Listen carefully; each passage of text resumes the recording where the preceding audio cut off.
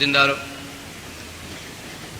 سب سے پیشتر ہمارے آقا نامدار امام زمان مالک دو جہان نور خدا بن برحق نور مولانا شاہ کریم الحسینی حاضر امام کے مبارک نام پہ صلوات پڑھیے۔ اللہم صلی علی محمد و آل محمد۔ دینداروں، گزشتہ جمعے کے اپنے واعظ میں دعا اور دسون کے بارے میں کچھ کلمات میں نے آپ کے سامنے پیش کیے تھے۔ اس سے پیشتر کہ میں اپنے واعظ کو آگے بڑھاؤں، دسون کے بارے میں کچھ اور باتیں کرتا چلوں۔ وہ یہ ہے کہ جیسا کہ میں نے عرض کیا تھا کہ ہماری آمدنی کے کوئی بھی ذرائع ہوں، حق حلال کی جو ہماری کمائی ہے ان میں سے امام کا حق دسون مال واجبات ادا کرنا ہے۔ ہمیں اگر تحفے تحائف ملتے ہیں، کہیں سے گفٹ ملتا ہے، اس پر بھی دسون عائد ہوتی ہے اور دسون ہمیں دینی ہے۔ مولانا حاضر امام شاہ کریم الحسینی صلوات اللہ علیہ مولا کے حضور میں ایک دفعہ یہ بات بھی پیش کی گئی کہ یا مولا، طالب علموں کی طرف سے یہ سوال گیا تھا کہ اسٹوڈنٹس کو جو اسکالرشپ ملتی ہے وہ بہت ہی چھوٹی سی رقم ہوتی ہے، پڑھائی کا خرچ نکالنا ہوتا ہے، وہ کوئی آمدنی تو نہیں ہوتی ہے۔ تو بعض اسٹوڈنٹس نے ہمارے جماعت کے لیڈرز کے ذریعہ مولانا حاضر امام کو پوچھوایا تھا کہ ہمیں جو جماعت کی طرف سے یا کسی ادارے کی طرف سے اسکالرشپ ملتی ہے، آیا اس پہ دسون واجب ہے یا نہیں ہے؟ مولا نے اس کے جواب میں فرمایا تھا کہ ان سے کہو کہ اگر ایسی حالت میں بھی وہ مجھے یاد رکھیں گے تو میں بھی ان کو ہمیشہ یاد رکھوں گا۔ اور ایسے ہی ایک اور سوال کے جواب میں مولا نے فرمایا تھا کہ آپ ان سے کہیے کہ اگر ان کو ایسا لگتا ہے کہ ان کی آمدنی کم ہے اور خرچہ بہت زیادہ ہوتا ہے تعلیم کے میدان میں، چونکہ وہ رقم بڑی چھوٹی ہوتی ہے، تو ان سے کہیے کہ وہ اپنا حساب رکھیں اپنے پاس کہ کتنا پیسہ ان کو باہر سے تعلیم کے واسطے ملا ہے۔ جب وہ اپنی تعلیم مکمل کر لے اور اپنی کمائی شروع کرے تو جو پیسہ ان کو ملا تھا اس کا دسون دے دے، کیونکہ یہ ہمارے اپنے حق میں بھلائی ہے اور مولا نہیں چاہتے کہ ہمارے منہ میں کوئی بھی لقمہ ایسا جائے کہ جو مناسب نہ ہو، جو پاک و پاکیزہ نہ ہو۔ مولا نے اپنے 48ویں جامع میں فرمان میں فرمایا کہ تم کہتے ہو کہ ہمیں دکھ ہے، دکھ ہے، دکھ ہے، ہم تمہیں دکھ کا علاج بتاتے ہیں کہ تم دسون دو، دسون دو، دسون دو، تمہارا علاج ہوگا۔ مولا نے فرمایا اگر غریب یہ سمجھتا ہے کہ میرے پہ دسون نہیں ہونی چاہیے تو جو غریب اگر دسون نہیں دے گا تو ہمیشہ غریب رہے گا، وہ ہمیشہ ایسا ہی رہے گا، کبھی ترقی نہیں کر پائے گا۔ کچھ زمیندار یعنی کسان مولا کے حضور میں آئے، مہمانی کی تھی غالباً۔ مولا نے فرمایا کہ تم کسان ہو لیکن قرض دار نہ ہو۔ بڑی خوشی کی بات کہ عام طور پہ جو کسان ہوتے ہیں وہ ضرور مقروض ہوتے ہیں، زمیندار کے پاس، اپنے مالک کے پاس ان کا قرضہ ہوتا، لیکن تم زمیندار ہو، تم کسان ہو لیکن قرض دار نہیں ہو، یہ جان کے ہمیں بہت خوشی ہوئی۔ مولا نے فرمایا دسون برابر دیتے رہو گے تو ہمیشہ اسی طرح تم خوش رہو گے اور آباد رہو گے۔ اور ایک فرمان میں مولا نے بڑی سختی کے ساتھ یہ فرمایا تھا کہ جو دسون نہیں دیتے ہیں، جو دسون نہیں دیتے ہیں اور مولا کے گھر میں آ کے مولا کی چیزوں کا استعمال کرتے ہیں، مولا نے فرمایا دیکھو یہ جماعت خانہ اور جماعت خانے کی ساری چیزیں، یہ ساری کارروائی، ان کو کرنے میں پیسہ لگتا ہے، ان کو کرنے میں خرچ ہوتا ہے۔ اگر تم ویسے ہی چلے آؤ، اس کا استعمال کرو اور اس کا خرچ نہ دو جو دسون کے پیسے سے نکلتا ہے، تو مولا نے فرمایا قیامت کے دن یہ چٹائی اور یہ بتیاں تمہاری گردن پکڑے گی۔ مولا نے اپنے گردن کی طرف ہاتھ کر کے مولا نے فرمایا کہ جماعت خانے میں آ کے جماعت خانے کی چیزوں کا استعمال کرتے ہیں لیکن دسون نہیں دیتے ہیں، تو یہ چیزیں قیامت کے دن تمہاری گردن پکڑے گی اور تم سے حساب طلب کرے گی۔ میرے خیال سے یہ کافی باتیں دسون کے بارے میں ہو چکی ہے، خلاصہ ہو چکا۔ البتہ اتنا ضرور یاد رکھیے، اگر کوئی فیملی ہے اس میں ایک آدمی کماتا ہے، جیسے کہ والد صاحب ہے، کما کے لاتے ہیں اور پوری رقم میں سے دسون دے دیتے ہیں، اس کے بعد اپنی بیگم کو گھر خرچ کے واسطے پیسے دیتے ہیں، تو پھر بیگم پہ دسون واجب نہیں ہے، کیونکہ ساری رقم میں سے دسون نکل گئی۔ اور پھر اگر والد صاحب اپنے بچوں کو خرچ کے واسطے جیب خرچ دیتے ہیں تو بچوں پہ بھی یہ دسون واجب نہیں ہے، ضروری نہیں ہے۔ البتہ اچھی بات یہ ہے کہ بچوں کو جب آپ جیب خرچ دیں تو ان کی ایک عادت بنائیں ضرور، ان پہ دسون فرض نہیں ہے جب تک کہ اپنے والدین پہ ڈیپینڈنٹ ہے، لیکن ان کی ایک عادت بنانے کے واسطے کہ کبھی دسون کی عادت چھوٹے نہیں، ان سے کہیے کہ یہ جو پیسہ ہم نے تم کو دیا ہے اس کا 8واں حصہ دسون کے طور پہ جماعت خانے میں ڈال دو۔ اس طرح آپ جانتے ہیں کوئی چیز اگر آپ چھان کے، مثلا پانی ہے، اس کو آپ ایک دفعہ چھان کے پیتے ہیں، اگر دوسری دفعہ چھان کے پیا جائے تو اور اچھا ہے۔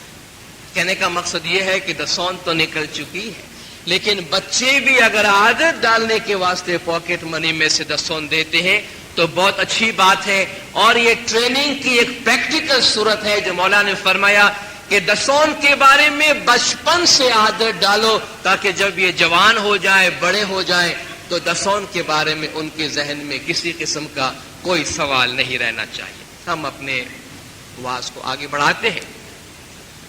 صلوات کے بارے میں یہ سوال کیا گیا ہے، غلط فہمی میں پہلا سوال تو یہ ہے کہ جب ہم گنان پڑھتے ہیں یا سنتے ہیں تو پیروں کا نام آتا ہے، اس وقت تو ہم صلوات پڑھتے ہیں، لیکن کیا سیدوں کے نام پر بھی صلوات پڑھنا چاہیے یا نہیں؟ اس سوال کے اندر فی نفس ہی ایک غلط فہمی ہے، اور وہ یہ ہے کہ ہم پیروں پہ بھی صلوات نہیں پڑھتے ہیں۔ صلوات جو ہے وہ محمد اور آل محمد پہ، صلوات حضور اکرم صلی اللہ علیہ وآلہ وسلم اور زمانے کے امام پہ پڑھی جاتی ہے۔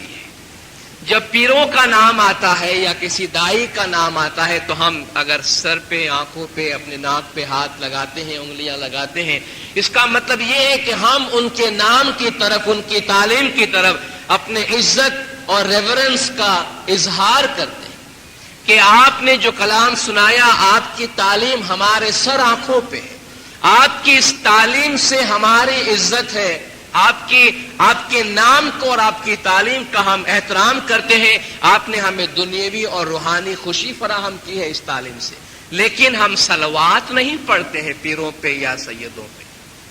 ان کے لیے ہم رحمت اللہ علیہ یا قدس اللہ سرہ العزیز، یعنی خدا ان کا جو بھید ہے اس کو پاک و پاکیزہ رکھے، یا روحنا فدا ہو، یعنی ان پہ ہماری روح فدا ہو، ان پہ ہماری جان فدا ہو، یہ الفاظ استعمال کرتے ہیں خواجہ اسماعیلیوں میں یا غیر خواجہ اسماعیلیوں۔ یہ جو بات میں نے آپ کے سامنے کہی کہ امام اور رسول کے علاوہ کسی اور پہ صلوات نہیں پڑھی جاتی، اس کے لیے میں فرمان کا حوالہ دینا چاہوں گا۔ ناگپور میں 18 نومبر کا یہ فرمان ہے 67 کا، مولانا نے وزیر قاسم علی محمد جعفر کو یہ ہدایت دی تھی جماعت کو پہنچانے کے واسطے، تقریباً الفاظ یہی ہے کہ do not forget to recite salawat when in my فرمان or in جماعت or any time you hear or take the prophet's name، یعنی جب تم میرے فرمان میں سنتے ہو یا خود بھی رسول کا نام لیتے ہو تو صلوات پڑھنا کبھی نہ بھولنا۔ اور ایک ہمارے وائس صاحب تھے جنہوں نے کراچی سے ایک سوال مولانا حاضر امام کو لکھ بھیجا تھا، جس میں یہی سوال پوچھا گیا تھا کہ آیا پیروں پہ صلوات پڑھی جاتی ہے یا امام اور رسول کے علاوہ کسی اور پہ صلوات پڑھنا جائز ہے یا نہیں؟ اس کے جواب میں طریقہ بورڈ کے پریزیڈنٹ کو مولا نے خط لکھا تھا، جس میں اس کو یہ جواب دیا گیا تھا کہ آپ ان سے کہہ دینا کہ it is incorrect to take the names of any people other than the prophet or the imams with salawat، یعنی صلوات کے ساتھ رسول یا اماموں کے علاوہ کسی اور کا نام لینا صحیح نہیں ہے۔ میرے خیال سے یہ بات واضح ہو چکی۔ دینداروں، تسبیح کے بارے میں کچھ سوالات پوچھے گئے ہیں، اور وہ سوال یہ ہے کہ کہتے ہیں کہ بعض تسبیحات ایسی ہوتی ہیں کہ جن میں زیادہ طاقت ہوتی ہے، بعض تسبیحات ایسی ہوتی ہیں جن میں کم طاقت ہوتی ہے، یا بعض تسبیحات ایسی ہیں کہ جن کا ضرورت کے بغیر پڑھنا یا بہت زیادہ پڑھنا نقصان دہ ہوتا ہے۔ اور میں تجربے کی بھی بات کرتا ہوں کہ بہت دفعہ جماعت کے دیندار بھائی اور بہن ہمارے پاس آتے ہیں اور کچھ تسبیح کا نام لیتے، مثلا ناد علی ہے یا علی ہے یا رحمان یا رحیم ہے یا کوئی اور تسبیح ہے، اور پوچھتے ہیں کہ یہ تسبیح ہم 100 دفعہ پڑھتے ہیں یا 500 دفعہ پڑھتے ہیں، اور گھبراتے ہوئے پوچھتے ہیں کہ مشنی صاحب اس میں کوئی نقصان تو نہیں ہوتا ہے؟ غالباً کوئی ایسا تصور دیا گیا ہے کہ تسبیح بھی ضرورت سے زیادہ پڑھنے سے، یا کچھ تسبیحات جن کے بارے میں یہ خیال ہے کہ وہ کوئی زیادہ طاقتور ہے، اس کا ضرورت سے زیادہ پڑھ لینا یا بے ٹائم پڑھ لینا کوئی نقصان کی بات ہے۔ یہ ہماری سادہ دلی کی وجہ سے ایسا ہوتا ہے، اور بعض دفعہ غیر مستند لوگوں کے پاس یا غیر مستند باتیں سننے کی وجہ سے ہمارے دلوں میں ایسی غلط فہمیاں یا ایسی باتیں پیدا ہوتی ہیں۔ وضاحت اس کے بارے میں دینداروں یہ ہے کہ تسبیح کے بارے میں قرآن حکیم میں اللہ تبارک و تعالیٰ کا ارشاد ہے کہ یا ایھا الذین آمنوا اذکروا اللہ ذکرا کثیرا وسبحوہ بکرۃ واصیلا، اے ایمان والو تم اللہ کا بہت زیادہ نام یاد کیا کرو، اللہ کا ذکر بہت زیادہ کیا کرو، اور صبح شام اس کی تسبیح پڑھا کرو۔ اس میں ایک جواب یہ موجود ہے کہ اللہ کے ذکر کرنے میں کوئی پابندی نہیں ہے۔ ذکرن کثیرن فرما کے خدا نے اس بات کی تعریف کی ہے کہ زیادہ ذکر کی جانی چاہیے، جس طرح گنان میں ہمیں فرمایا گیا ہے کہ سوتے بیٹھے راہ چلنتے بھائی نام صاحب جی کو لیجئے۔ سوتے بیٹھے راہ چلنتے آپ مولا کا نام لیں گے تو ظاہر زیادہ ہی لیں گے، کم تو نہیں لیں گے۔ جب سوتے بیٹھے راہ چلنتے پڑھنے کا حکم دیا گیا، اس کا مطلب کہ کوئی پابندی نہیں ہے 24 گھنٹے میں خدا کا نام یاد کرنے میں، اور خود خدا نے تعریف کی ہے کہ زیادہ یاد کرو، اور جو لوگ کم یاد کرتے ہیں خدا کو، خدا فرماتا ہے یہ منافقوں کی عادت ہے۔ وَلَا يَذْكُرُونَ اللَّهَ إِلَّا قَلِيلًا، اور یہ منافقین اللہ کو یاد کرتے ہیں مگر بہت تھوڑا۔ تو گویا معلوم ہوا کہ تھوڑا یاد کرنا منافقوں کی نشانی ہے اور زیادہ یاد کرنا مومنوں کی نشانی۔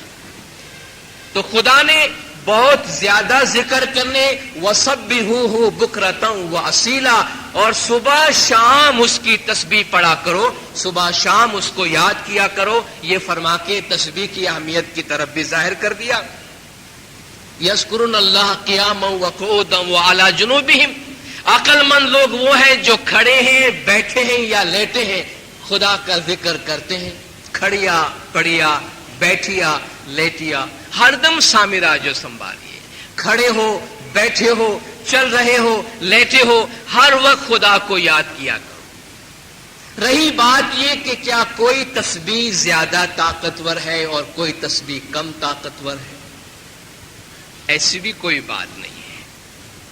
خدا فرماتا ہے وَلِلَّهِ الْأَسْمَاءُ الْحُسْنَى فَادْعُوهُ بِهَا، خدا کے اچھے اچھے نام ہیں، ان کے ذریعے سے اس کو پکارا کرو، ان کے ذریعے سے اس کو یاد کیا کرو۔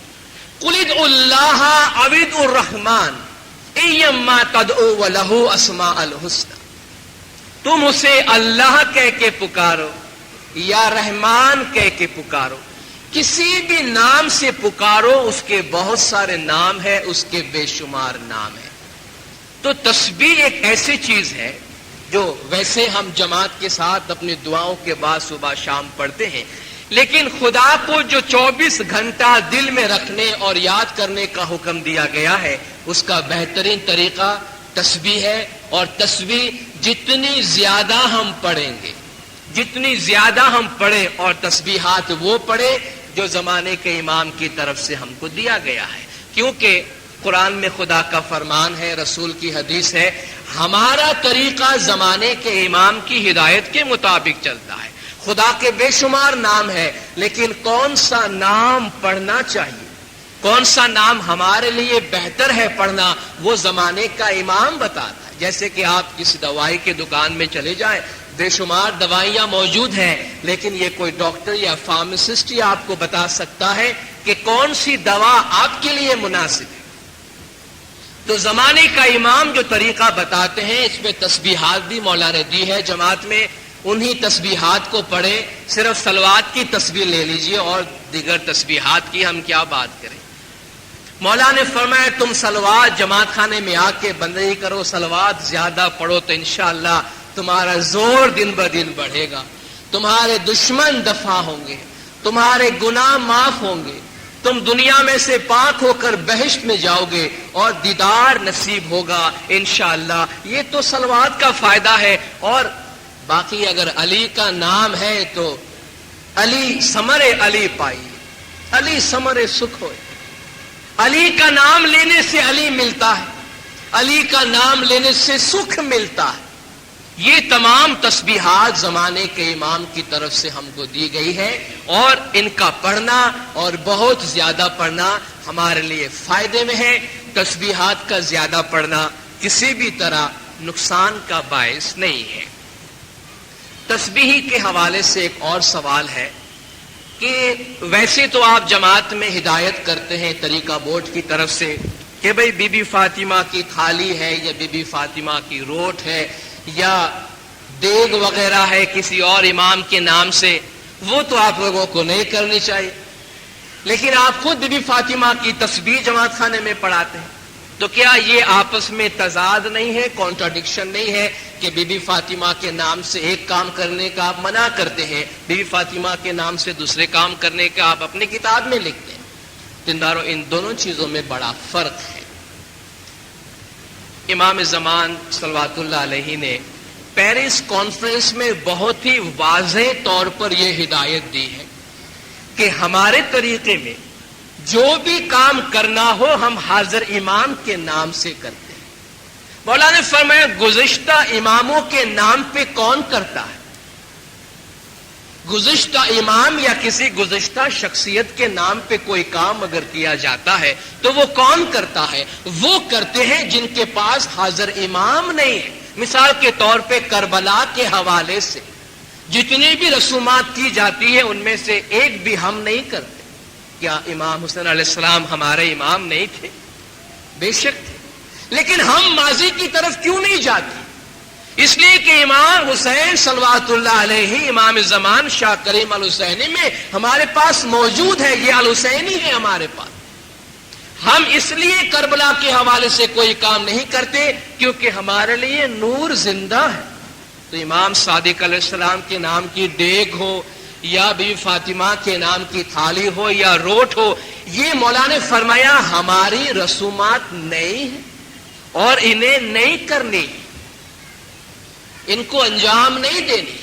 مولا اپنے 48ویں جامع میں کہتے ایک دفعہ کسی مجلس میں گئے ہوئے تھے تو لوگوں نے گزارش کی یا مولا اس دیگ میں سے آپ تھوڑا سا کھائیے اور اس کو پاک کر دیجئے، برکت والا کر دیجئے۔ تو مولا نے پوچھا کہ بھئی کس چیز کی دیگ ہے یہ؟ تو ایسے خداوند حضرت امام جعفر الصادق علیہ السلام کے نام کی دیگ ہے۔ تو مولا نے مزاحن وہاں فرمایا کہ اماں دیکھو، ایک امام کے نام سے کرتے ہو دوسرا امام ناراض ہو جائے، تم ایک امام کے حوالے سے کرتے ہو دوسرا امام ناراض ہوگا، دیکھو جو کچھ کرنا ہے حاضر امام کے نام سے کرو۔ اور جب ہم کہتے ہیں حاضر امام تو حاضر امام علی کا نور ہے، اور جتنے بھی ہمارے امام گزرے ہیں وہ سب میں علی کا نور ہے۔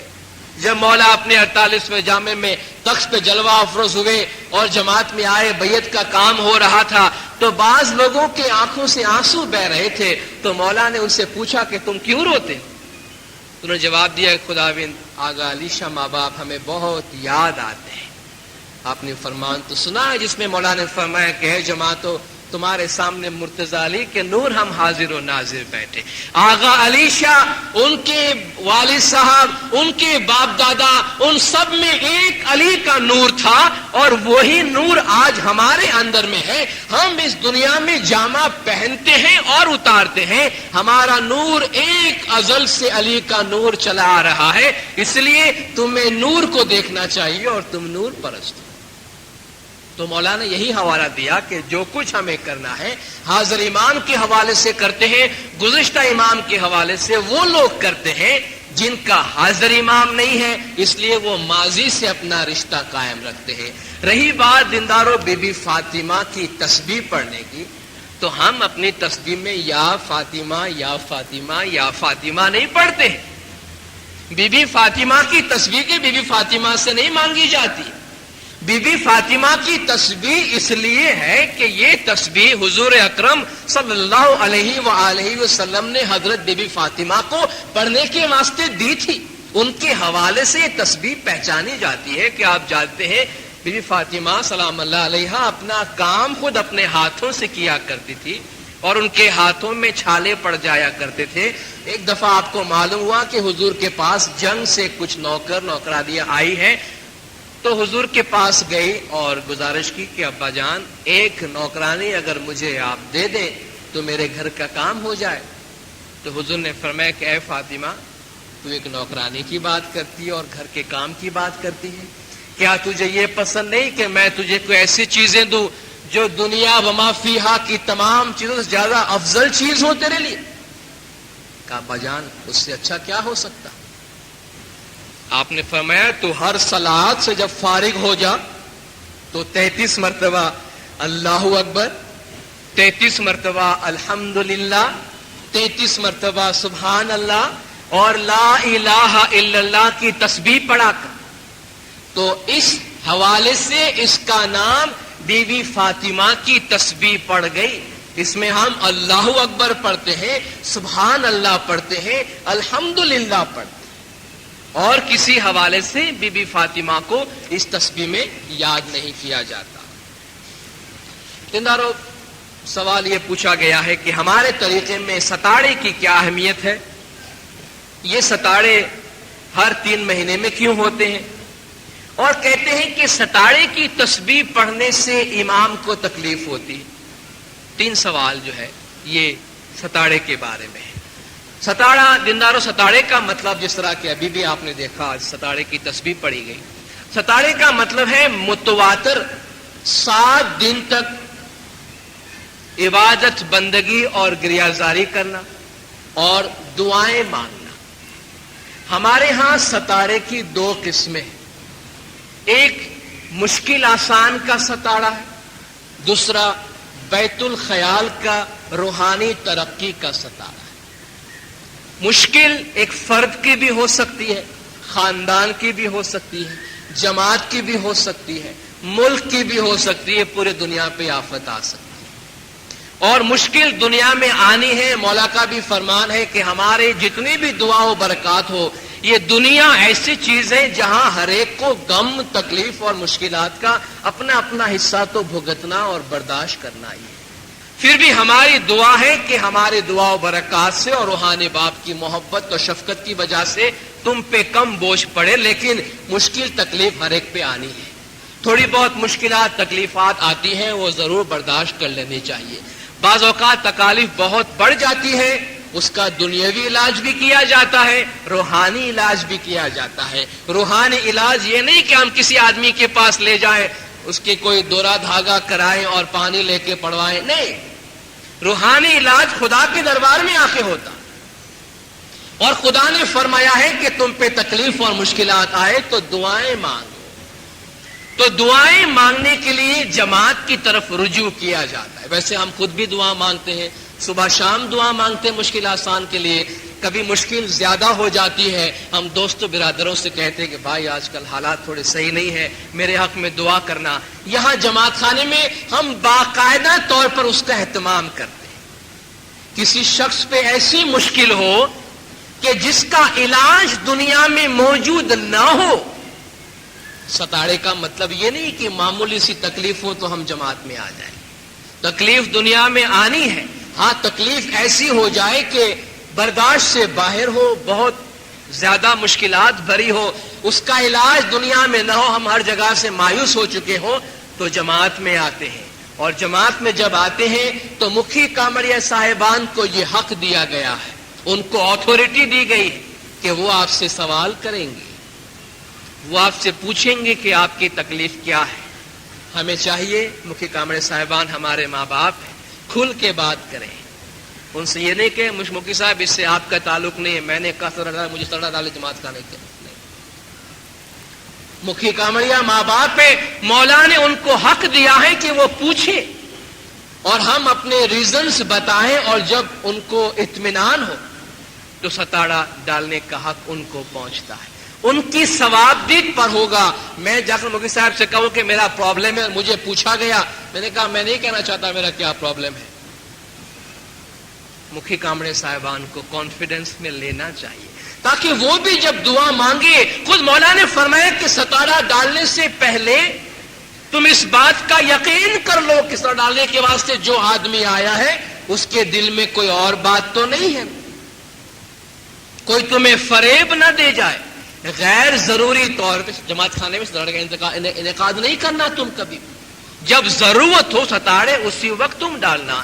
اس لیے مکھی کامڑیا صاحبان کو یہ حق دیا گیا ہے کہ وہ پوچھے اور ان کی ثوابدید کے مطابق جب وہ اطمینان کر لے تب وہ ستارہ ڈال سکتے ہیں. اور اس کے بعد اس فرد کے لیے یا اس خاندان کے لیے، اور اگر جماعت کی بات ہے تو نامدار کونسل، طریقہ بورڈ، مکھی کامڑے صاحبان مل کے اس کا فیصلہ کرتے ہیں اور دعائیں مانگتے ہیں. دعائیں اس لیے مانگی جاتی ہیں کہ ہم اپنے اس مشکلات میں طاقت کے لیے، برداشت کے لیے، مشکل آسان کے لیے خدا کی مدد طلب کرتے ہیں. لیکن اس ستارے کے لیے مکھی کامڑیا صاحبان کی ثوابدید کے مطابق ان کی منظوری کا ہونا ضروری ہے. 3 مہینے میں ستارے جو ڈالے جاتے ہیں صبح کے، وہ بیت الخیال کے ہیں اور روحانی مشکل آسان کے ہیں. بیت الخیال میں عبادت کی عادت ڈالنے کے واسطے ہیں اور سستی توڑنے کے واسطے ہیں. مولانا حاضر امام کے حضور میں پیرس کانفرنس میں یہ طے پایا ہے اور مولا کا امر ہے، مولا کا فرمان ہے کہ تمام جماعتوں میں تم ہر 3 مہینے میں ایک دفعہ یعنی سال میں 4 مرتبہ ستارے ڈالا کرو بیت الخیال کے، تاکہ جو روحانی بیداری ہے وہ برقرار رہے. البتہ اس میں یہ گنجائش رکھی گئی ہے کہ بعض جماعتیں بہت ہی چھوٹی ہوتی ہے، دور افتادہ علاقوں میں ہوتی ہے، ان کے پاس نہ جماعت اتنی ہوتی ہے نہ وسائل اتنے ہوتے ہیں، تو اجازت ان کو دی گئی ہے کہ وہ ستارے کچھ کم ڈال سکتے ہیں، لیکن کم از کم ایک ستارہ جو ہے وہ سال میں ان کو بھی ڈالنا چاہیے بیت الخیال کا. جماعتی مشکل آسان یا انڈیویجولس یا خاندان کی مشکل آسان بہت زیادہ ضرورت کے بغیر نہیں ڈالنا چاہیے. جہاں تک یہ بات دینداروں جس طرح تسبیح کے بارے میں تھی اس طرح اس کے بارے میں بھی ہے کہ ستارہ ڈالنے سے امام کو تکلیف ہوتی ہے. یہ ایک بڑی عجیب سی بات ہے. ظاہر ہے کہ ہمارے ذہن میں ایسا کوئی تصور ہوگا کہ جب ہم تسبیح لے کے بیٹھ جاتے ہیں یا جماعت دعا کے لیے کھڑی ہو جاتی ہے تو اس کا کوئی جسمانی طور پہ مولا پہ اثر پڑتا ہو یا مولا اپنا کام کاج چھوڑ کے ہماری طرف متوجہ ہو جاتے ہوں گے. یہ ایک بہت ہی دنیاوی اور ظاہری قسم کا تصور ہے. آپ صرف ٹائم کے فرق کا اندازہ لے لیجئے. دنیا کے اگر 15-20 جماعت خانے ایک ساتھ دعائیں مانگ رہی ہو اور ہر جگہ وقت میں 1-1 گھنٹے کا فرق ہو تو کتنی بار مولا اپنا کام کاج چھوڑ کر ان تسبیحات اور دعاؤں کا جواب دینے بیٹھیں گے. یہ ہم کو نورانیت کی طرف دیکھنے کی ضرورت ہے. یہ ایسا نہیں ہے کہ ہم نے دعا مانگا تو جسمانی طور پر امام کو اس کی طرف توجہ دینے کی ضرورت ہے. نور ایک ایسی چیز ہے جو ہمارا وقت ہمارے طرف توجہ کیے ہوئے ہے. اس کی مثال سورج سے لی جا سکتی ہے. اگر ہمیں اپنے گھر میں روشنی کے لیے دھوپ کی ضرورت ہے، روشنی کی ضرورت ہے، اور ہم اپنی کھڑکیاں کھولتے ہیں یا گرمی کے واسطے دھوپ میں جاتے ہیں تو کیا اس سے سورج کو تکلیف ہوتی؟ اگر ہم شمسی توانائی حاصل کرتے ہیں، سورج سے ریز لے کے اس سے پاور بناتے ہیں تو کیا اس سے سورج کو تکلیف ہوتی ہے؟ سورج کے لیے کوئی فرق نہیں پڑتا. اسی طرح امام نورانی سورج ہے، نورانی آفتاب ہے. ہمارا کام ہے ہم اس کی طرف دعا کے واسطے رجوع کریں اور اس سے فیض حاصل کریں. ہمارے دعائیں مانگنے سے اس کو تکلیف نہیں ہوتی ہے. اگر ہمارے دعائیں مانگنے سے اس کو تکلیف ہونے لگی تو کوئی بھی عاشق، کوئی بھی مومن یہ نہیں چاہے گا کہ مولا کو تکلیف دے.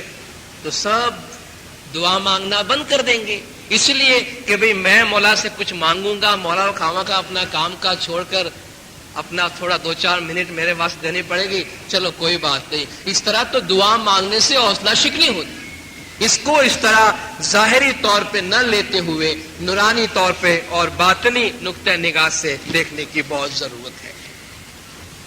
سوال پوچھا گیا ہے کہ دوران تسبیح مکھی کامڑے صاحبان جو دعائیں دیتے ہیں ان میں ایک دعا یہ مانگی جاتی ہے کہ یا مولا، جو روحانی دعا میں ہے خاص طور پہ، مرحوم کو اصل میں واصل کر۔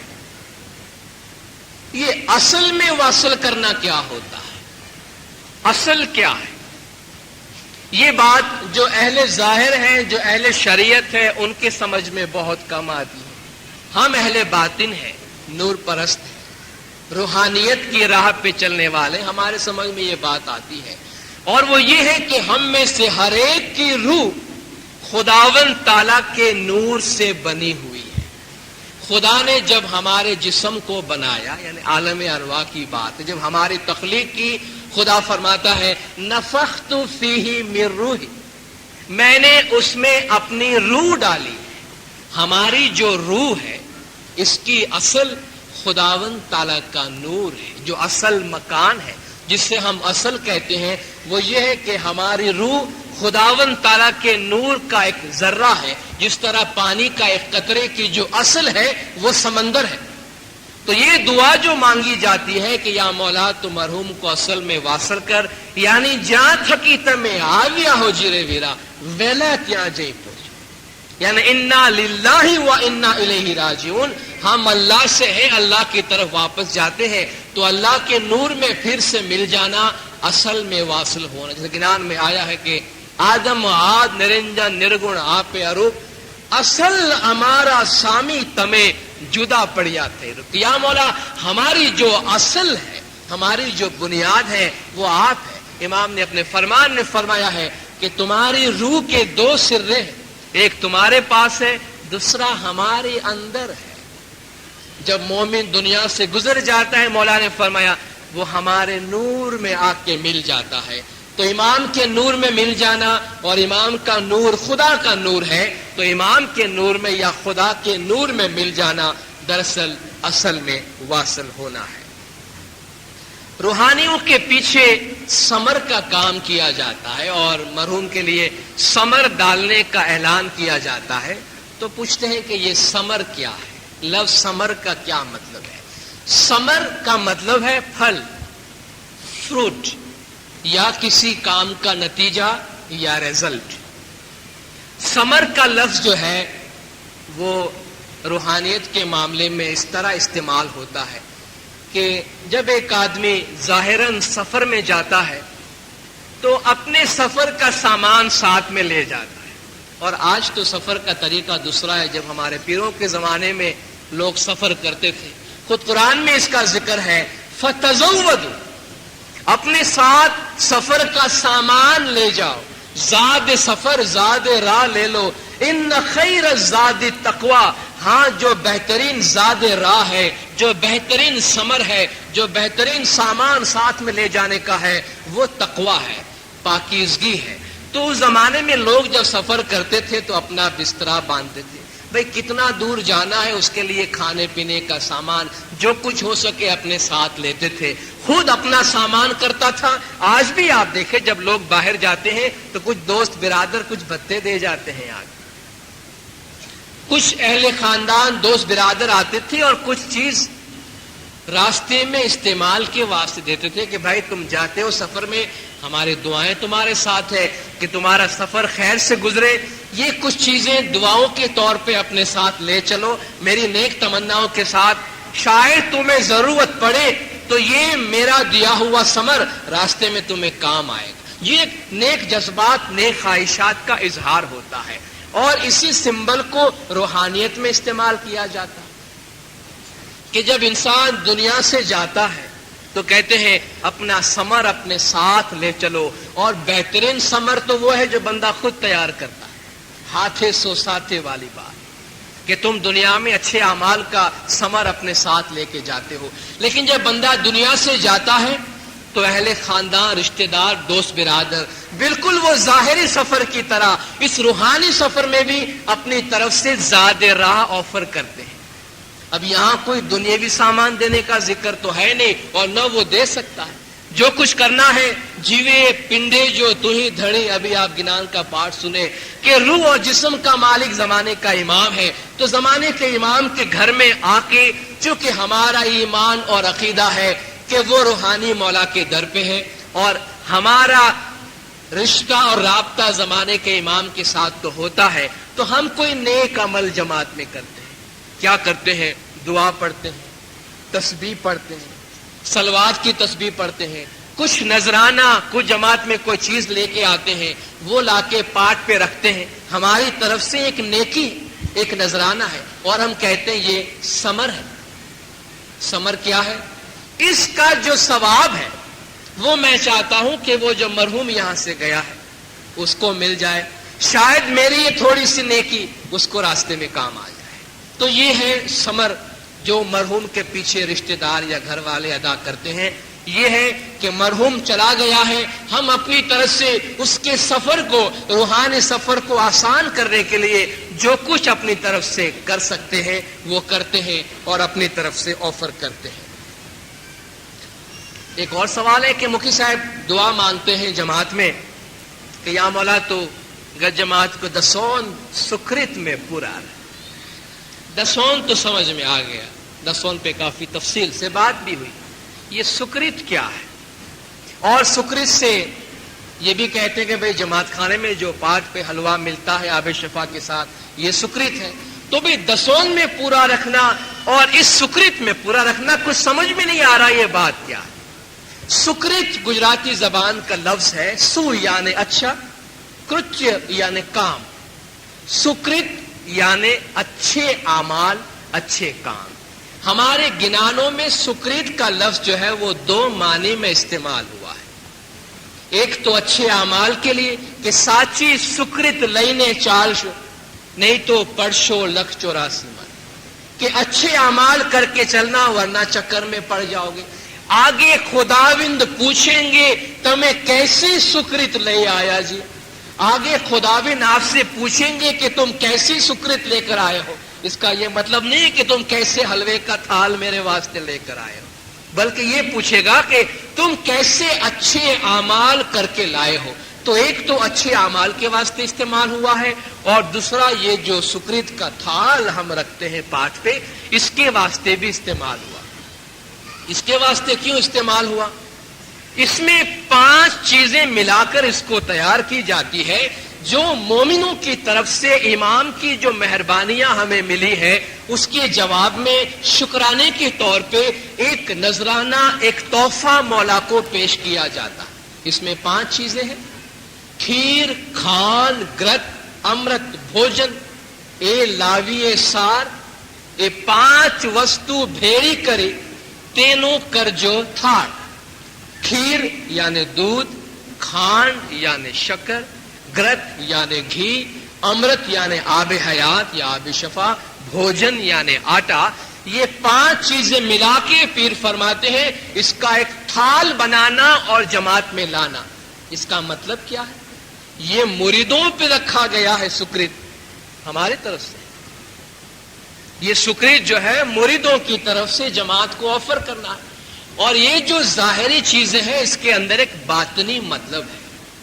وہ یہ ہے کہ جس طرح یہ 5 اس زمانے میں اچھی غذا سمجھی جاتی تھی اور اس کو ملا کے ایک اچھا کھانا بنتا تھا، پیر فرماتے ہیں اسی طرح 5 اچھائیاں ہیں، 5 نیکیاں ہیں۔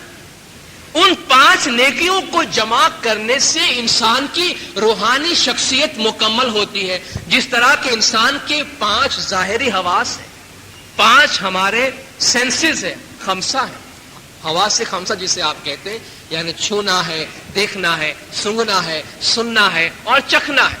یہ ہمارے 5 سینسز ہیں۔ اگر ان میں سے کسی ایک میں خدا نہ خواستہ کوئی خامی ہو تو ہماری شخصیت ادھوری رہ جاتی ہے۔ خدا نے خواستہ کوئی بیچارہ آنکھوں سے نابینا ہے تو اس کی ظاہری شخصیت نامکمل ہو جاتی ہے۔ کوئی اگر خدا نے خواستہ بول نہیں سکتا تو اس کی ظاہری شخصیت نامکمل ہوتی ہے۔ بالکل اسی طرح جو یہ 5 ظاہری چیز ہیں، اس کی 5 باطنی خوبیاں ہیں: ست، صبوری، خمیہ، ایمان اور ذکر۔ ست یعنی سچائی، صبوری صبر، خمیہ یعنی معاف کر دینا، ایمان اور ذکر خدا کو یاد کرنا۔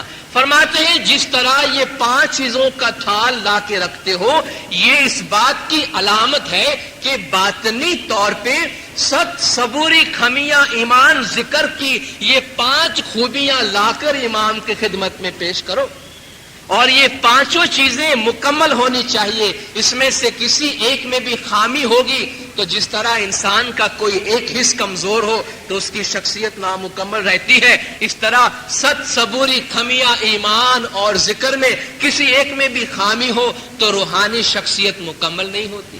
اسی طرح اس میں یہ مطلب بھی ہے کہ 5 خوبیاں اپناؤ اور 5 برائیوں سے دور رہو، اور وہ 5 برائیاں ہیں: کام، کرودھ، لوبھ، موہ، مد یا اہنکار۔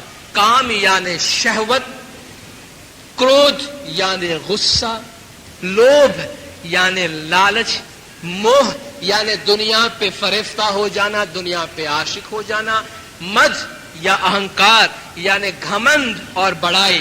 فرماتے ہیں یہ 5 تمہارے دشمن ہیں، اس کو قتل کرو، اس کو ذبح کرو، ختم کرو اس کو، اور اس کی جگہ 5 نیکیاں لے آؤ: ست، صبوری، خمیہ، ایمان اور ذکر۔ یہ تحفہ لا کے زمانے کے امام کو پیش کرو، جس کی ظاہری علامت یہ سکریت، ظاہری علامت اس کی یہ سکریت ہے۔ تو جب یہ دعا مانگی جاتی ہے کہ یا مولا گج جماعت کو دسون سکریت میں پورا رکھ، اس کا مطلب یہ ہے کہ دسون تو فرض ہے، اس میں پورا رکھ، اور اس کے بعد جو نیک اعمال ہے، جو نوافل ہے، ظاہر ہے ست، صبوری، خمیہ، ایمان، ذکر، یہ نیک اعمال کی بہترین صورتیں ہیں۔